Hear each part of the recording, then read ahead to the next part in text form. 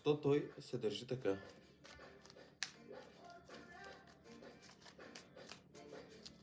Теглим първо 3 карти.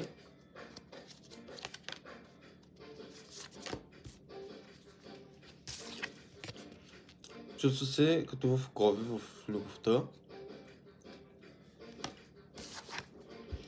Много размишлява, гледа до най-малкия детайл.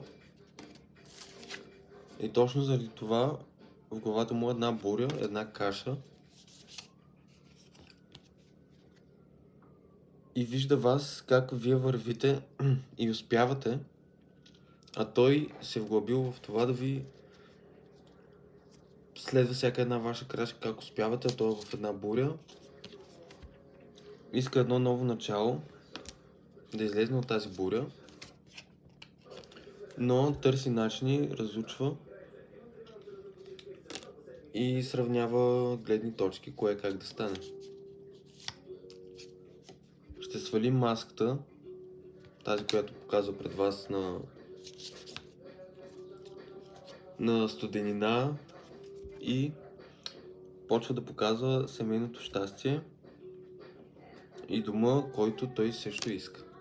Послание от картите: останете вярни. Това ще се промени.